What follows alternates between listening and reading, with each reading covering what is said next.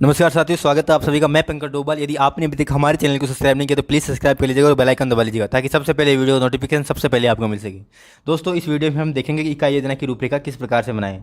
दोस्तों, यदि आपने हमें इंस्टाग्राम पर भी फॉलो नहीं किया तो इंस्टाग्राम पर भी फॉलो कर लीजिएगा, जिसकी आईडी डिस्क्रिप्शन में दी हुई है। दोस्तों, अगर आपको ये वीडियो थोड़ा सा भी पसंद आता है ना तो अपने साथी को जरूर शेयर कीजिएगा। दोस्तों, इस वीडियो में हम देखेंगे कि इकाई योजना की रूपरेखा किस प्रकार है। काफ़ी साथियों के कमेंट कर रहे थे कि सर एक वीडियो इकाई योजना के लिए भी बनाइए। तो दोस्तों, अंत तक बने रहेगा वीडियो को। अगर आपने बिल्कुल भी मिस कर दिया वीडियो को तो समझ में नहीं आएगा। आपको कॉलेज से डेली लेसन प्लान डायरी मिलती है, उसके अंदर आपको डेली लेसन प्लान बनाने पड़ते हैं। तो उसके अंदर आपको लगभग 20 डेली लेसन प्लान बनाने पड़ेंगे फर्स्ट ईयर के अंदर या फिर बीएससी बीएड थर्ड ईयर के अंदर। तो उसके अंदर आपको टॉपिक जो लेने हैं वो प्रकरण है जो यहाँ पे लिखने हैं, उसके बाद कक्षा यहाँ लिखनी है और क्रम संख्या लिखनी है यहाँ पे। तो यहाँ पे 20 टॉपिक है, तो 20 टॉपिकों के नाम लिखने हैं आपको दोस्तों जो डेली लेसन प्लान है वो बना के उसके बाद इकाई पाठ्य योजना बनेगी। उसके बाद आपको इकाई योजना की रूपरेखा बनानी है। विषय है जीव विज्ञान, इकाई का नाम, उप इकाई का नाम। तो जीव विज्ञान में जो आपने टॉपिक लिया, जैसे पहले दूसरे तीसरे चौथे नंबर पे हमारे टॉपिक कौन से है, ये है कार्बन, पर्यावरण, प्राकृतिक परिघटनाएं। तो इन टॉपिकों के आपको यहाँ पे नाम लिख देने हैं, क्योंकि यहाँ पे 4 कॉलम दिए हुए तो 4 टॉपिक के ही नाम आएंगे इस फर्स्ट पेज में। विषय वस्तु विश्लेषण, उप इकाई व शिक्षण बिंदु, उद्देश्य व्यवहारगत परिवर्तन, सहायक सामग्री। पहला हमारा विषय वस्तु विश्लेषण है कार्बन। इसके शिक्षण बिंदु, कोई भी टॉपिक आप लिया होगा तो उसके 3 शिक्षण बिंदु बनाए होंगे आपने। कार्बन के गुण, जैसे हमारे कार्बन टॉपिक है उसके 3 शिक्षण बिंदु कौन कौन से, कार्बन के गुण, कार्बन के अपर रूप, कार्बन ईंधन के रूप में। उद्देश्य व्यवहारगत परिवर्तन, ज्ञानात्मक, आज हम कार्बन के गुणों का अध्ययन करेंगे। सहायक सामग्री, श्यामपट्ट, चौक, डस्टर, संकेतक, लपेट फलक आदि। पर्यावरण, पर्यावरण का अर्थ, इसके भी 3 शिक्षण बिंदु है। पर्यावरण का अर्थ, पर्यावरण के प्रकार, पर्यावरण के घटक। अवबोध, पर्यावरण में मुख्य घटकों का विस्तार पूर्वक वर्णन कीजिए।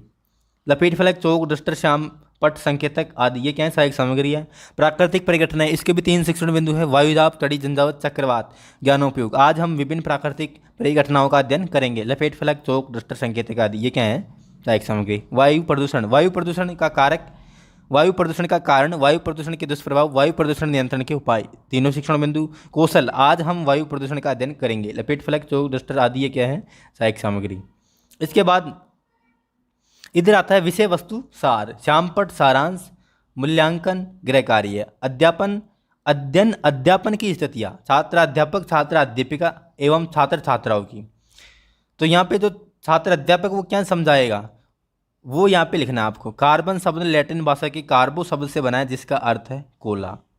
तो उसके बारे में शॉर्ट लिखना है। यहाँ पे ये लिखना है कि बहुत ज़्यादा विस्तार से लिखना है। यहाँ पे ओनली एंड ओनली शॉर्ट चीज़ें लिखनी है, विस्तार से नहीं लिखना है। इकाई योजना में क्या करना है, आपको शॉर्ट लिखना है। तो कार्बन शब्द के बारे में उसकी नॉर्मल जानकारी लिख दी यहाँ पे, विद्यार्थी ध्यानपूर्वक सुन रहे हैं। श्यामपट्ट सारांश, प्रकृति में पाए जाने वाले अनेक पदार्थ जैसे शक्कर, यूरिया, कोयला, ये आपको श्यामपट्ट पे लिखना है। इसके बाद मूल्यांकन, वस्तुनिष्ठ प्रश्न, अति प्रश्न, लघुतरात्मक प्रश्न, निम्नात्मक प्रश्न, इनसे क्या करेंगे, मूल्यांकन। अब गृह कार्य, कार्बन के अपर रूपों को चित्र सहित समझाइए, ये गृह कार्य क्वेश्चन था। इसके बाद हमारा अगला टॉपिक था पर्यावरण। अगला टॉपिक कौन सा था, पर्यावरण। तो पर्यावरण के बारे में समझाना है। पर्यावरण का अर्थ है परिप्लस आवरण, अर्थात वह आवरण जो हमारे चारों ओर है। विद्यार्थी ध्यानपूर्वक सुन रहे हैं। अजैविक घटकों में सभी निर्जीव, जैविक घटकों में सभी सजीव, ये आपको श्यामपट्ट पर लिखना है। और मूल्यांकन, वस्तुनिष्ठ, अति लघुतरात्मक प्रश्न, लघुतरात्मक प्रश्न, निम्नात्मक प्रश्न, फिर गृहकार्य प्रश्न देना है। पर्यावरण में मुख्य घटकों का विस्तारपूर्वक वर्णन कीजिए। फिर हमारा अगला टॉपिक कौन सा था, अगला टॉपिक था प्राकृतिक परिघटनाएं। तो उसके बारे में जानकारी लिख लें। गुब्बारे में आवश्यकता से अधिक वायु बढ़ने पर गुब्बारा फट जाता है। विद्यार्थी ध्यानपूर्वक सुन रहे, वायुदाब डालती है, हवा का वेग बढ़ने से वायुदाब कम हो जाता है, ये श्यामपट्ट सारांश है। मूल्यांकन, वस्तुनिष्ठ, अति लघुतरात्मक, लघुतरात्मक प्रश्न, निम्नात्मक प्रश्न, तड़ित झंझावात किस प्रकार से आते हैं, ये क्या है, गृह कार्य। इसके बाद हमारा अगला टॉपिक कौन सा था, अगला टॉपिक था वायु प्रदूषण। वायु प्रदूषण के बारे में, पेट्रोल व डीजल के अपूर्ण दहन से निकलने वाले कार्बन मोनोऑक्साइड द्वारा रक्त की O2 वाहक क्षमता घट जाती है। विद्यार्थी ध्यानपूर्वक सुन रहे, CO2 के कारण ग्लोबल वार्मिंग हो रही है, ये श्यामपट्ट पर लिखना है। और मूल्यांकन, वस्तुनिष्ठ, अति लघुतरात्मक, लघुतरात्मक प्रश्न, निम्नात्मक प्रश्न, वायु प्रदूषण के प्रमुख कारण लिखिए, ये क्या है, गृह कार्य प्रश्न। तो इस तरह से आपको क्या बनाना है, इकाई योजना की रूपरेखा बनानी है। फिर हमारे अगले टॉपिक है भोजन के अवयव, संतुलित आहार, पदार्थ एवं मिश्रण, पृथक्करण की विधियाँ। तो इन सभी के बारे में भी यहाँ पे नॉर्मल जानकारी दी हुई है। जैसे मैंने बताया कि भोजन के अवयव है, इसके 3 शिक्षण बिंदु, तीनों शिक्षण बिंदु को लिखना है यहाँ पे। फिर अभिरुचि लिखना है, फिर सहायक सामग्री लिखनी है। उसी तरह से संतुलित आहार की भी यहाँ पे लिखी हुई है, देख सकते हो आप। पदार्थ एवं मिश्रण की भी लिखी हुई है। पृथक्करण की विधिया की इसकी भी लिखी हुई है यहाँ पे। और इनके बारे में अध्ययन अध्यापन की स्थितियाँ भी लिखी हुई है। शामपट सारांश मूल्यांकन गृह कार्य भी यहाँ पे लिखा हुआ आप देख सकते हो। दोस्तों आशा करता हूँ कि आपके समझ में आ चुका होगा कि किस तरह से इकाई योजना रूपरेखा बनानी है। पहले हम देख रहे थे कि जीव विज्ञान में किस प्रकार से बनानी है, और यहाँ पे देख सकते हो कि विज्ञान के अंदर किस प्रकार से बनानी है। जैसे हमारे टॉपिक है भौतिक परिवर्तन, रासायनिक परिवर्तन, अम्ल एवं क्षार, लवण एवं उदासीनीकरण। तो सेम विज्ञान के अंदर भी सेम वही चीज़ें बनानी है। बस आपको पहले यहाँ पे टॉपिक लिख देना है, उसके तीनों शिक्षण बिंदु लिख देने हैं, और उद्देश्य व्यवहारगत परिवर्तन लिख देना है। सहायक सामग्री लिख देनी है, वही सहायक सामग्री लिखा आएगी।